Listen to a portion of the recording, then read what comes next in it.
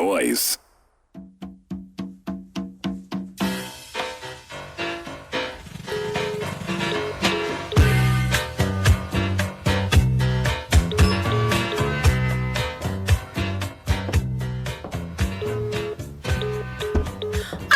What kind of nonsense is this? How can I wire 300 cedis and be charged a transaction fee of 500 cedis? And the annoying part is all their so-called toll-free lines are inactive. What the hell? Okay, sweetheart. That is annoying enough for such positive vibes this afternoon. Please calm down and tell me what the problem is. These banks.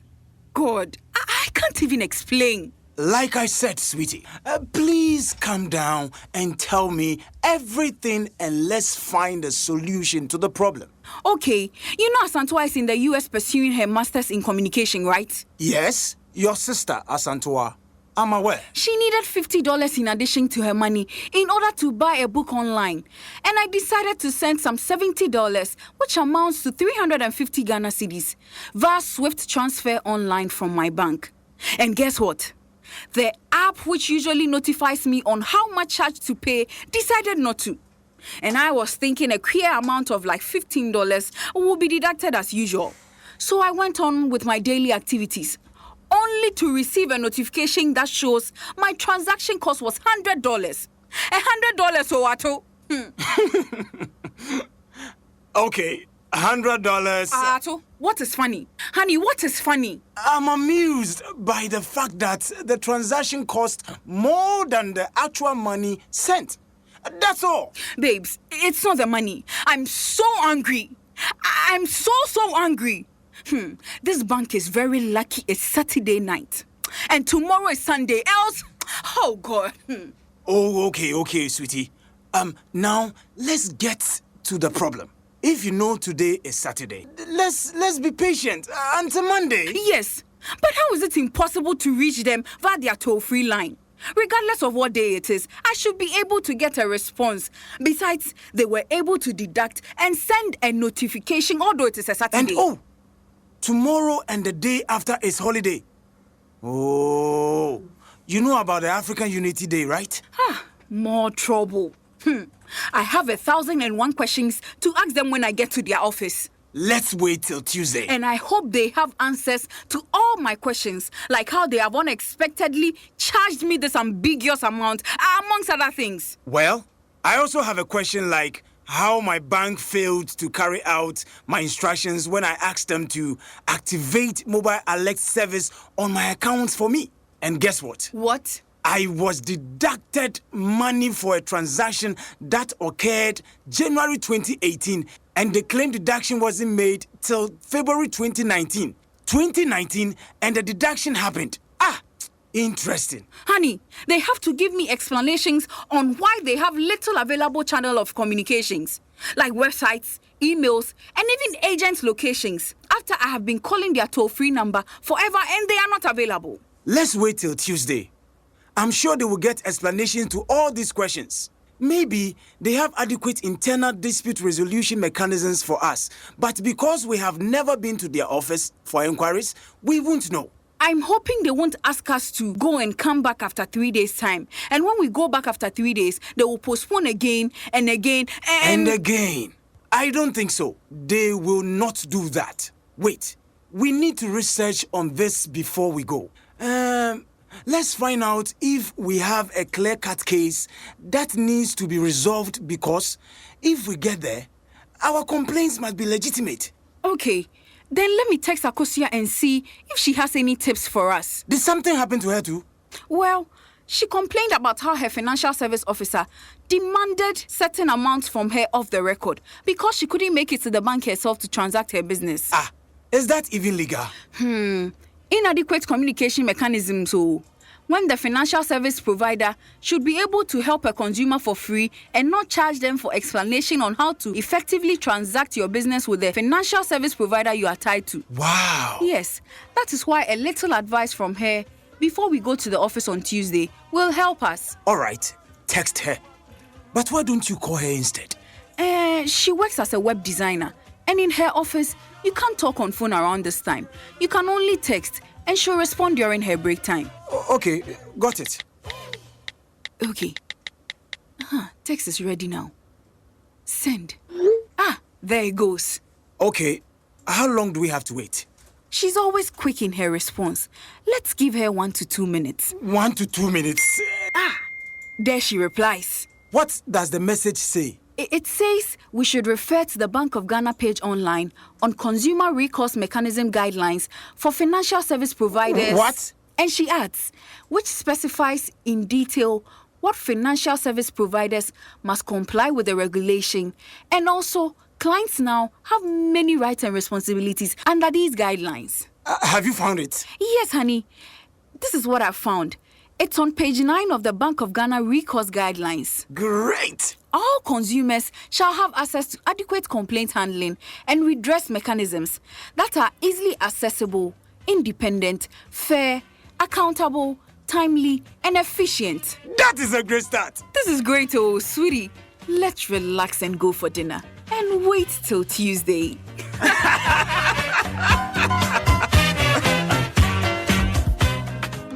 Yes, indeed. And that was a skit for this episode of the program. In it, you heard Mantibia, not very happy, going through some problems. My guest for this morning is Vivian Mote. She is the head of transformation at Opportunity International. Madam, great to have you again. Good morning. Thank you. So we're still on the subject of recourse, right? Now, per the Bank of Ghana guidelines on recourse mechanisms, what steps can Mantibia, whom we just heard in the skit, take to have issues resolved? Yeah, before I even go to Mantibia, it's Bible says, "For lack of knowledge, my people perish." It's unfortunate a lot of people are going through issues and they don't know that a provision has been made to resolve their issues.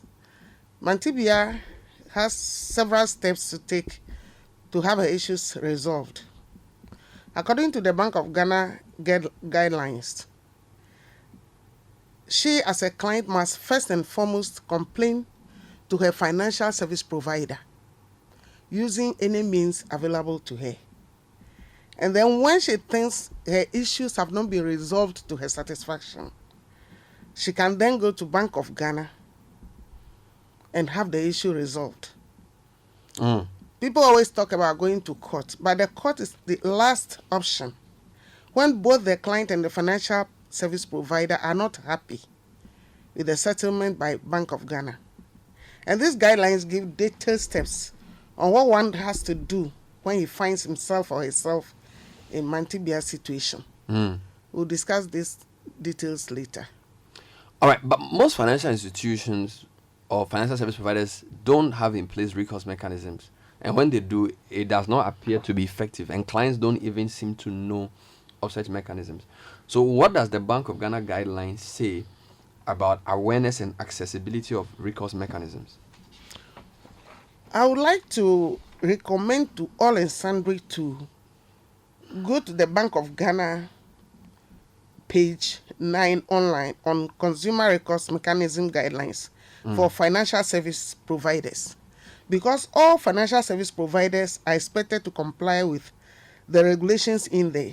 And the rights and responsibilities of clients are also clearly stated there. The expectation of BOG is that the FSP shall inform all their consumers of their rights to redress in the event that the consumer is dissatisfied with a product or service, or in case a dispute arises between the two parties.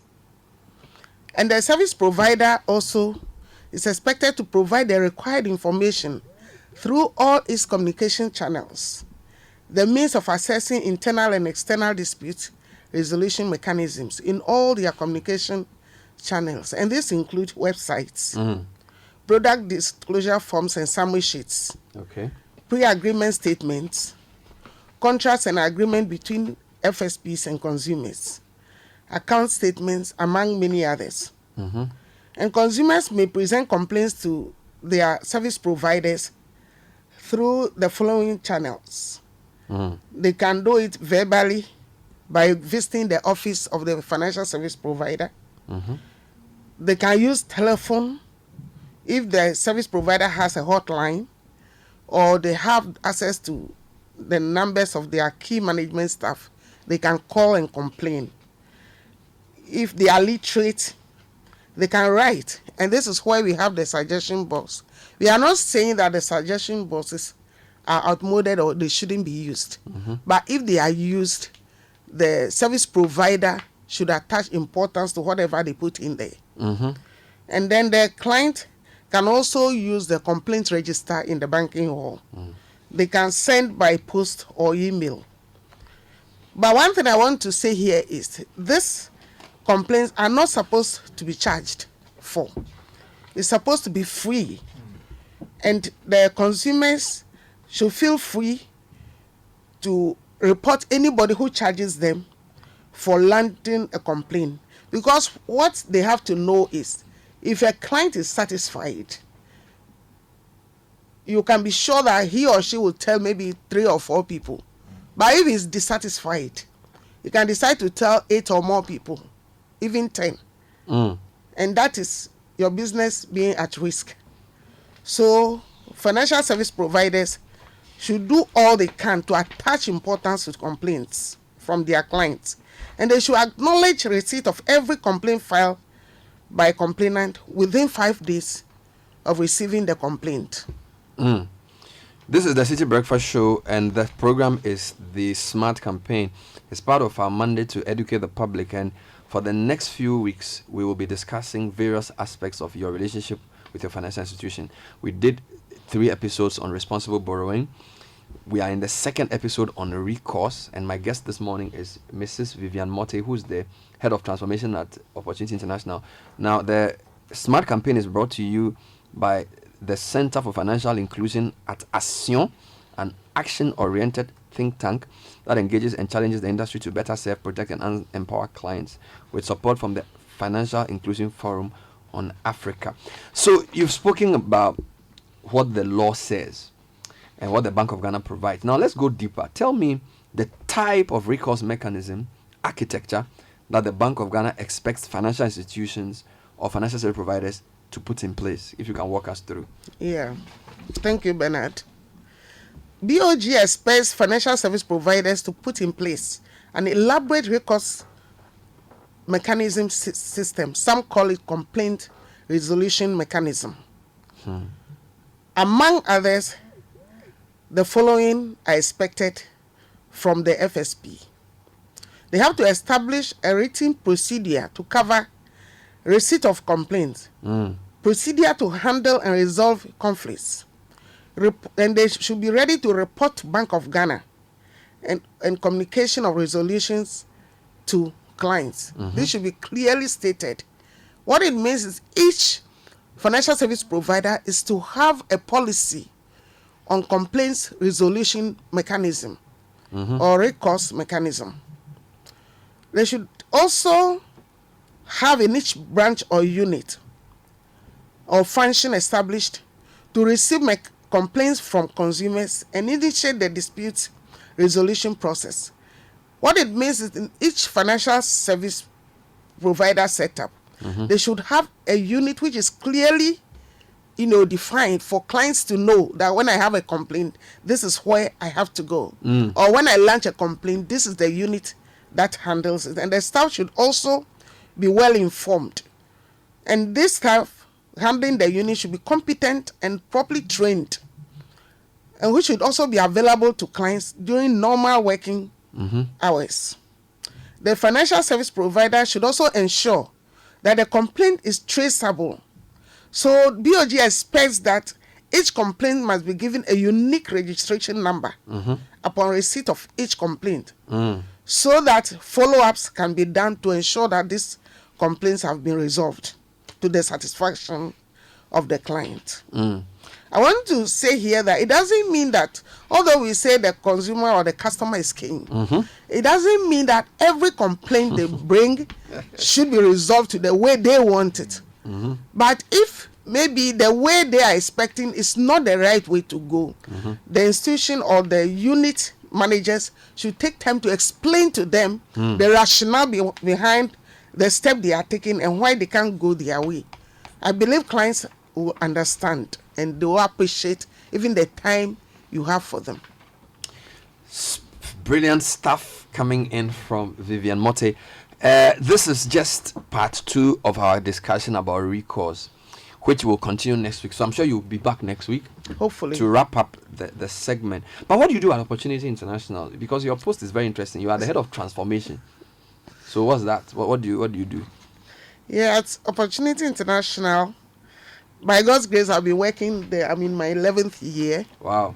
Yes, and I will say, in short, my work involves client protection and satisfaction, making sure that the services and products we give out, satisfy the client. And that is why I'm very passionate about protection issues. Okay. And of course, I also work with staff. If they have issues and challenges, I come in between them and HR to try to help them, because if they are not happy, they can't help transform the clients that we serve. So Wow. we have a lot of staff in place to make sure that when the clients come in, they stay. We try to minimize the dropout rate, because we believe that when they stay with us, then we can help them transform from one level to the other, so that they can progress out of poverty. Our mission, for instance, says that by providing financial solutions and training, we empower people, particularly those living in poverty, to transform their lives, their children's futures, and their communities. So we go to all extent, training the clients, having time for them, teaching them what to do, so that whatever they take, they invest it. They don't divert it into other funds. Yeah. Thank you very much, madam. Great to have you on the show. Don't forget that the SMART campaign is brought to you by the Center for Financial Inclusion at Sion, with support from the Africa Financial Inclusion Forum. 9:28 on the City Breakfast Show. I'm going back to my issue of lawlessness. I'm going back to that issue. And I'm going to do it in a very interesting way. I'm going to try and speak to one of the MCEs in Medina, doing some interesting things at Medina. So that's coming up, because they are trying to bring back some semblance of order into where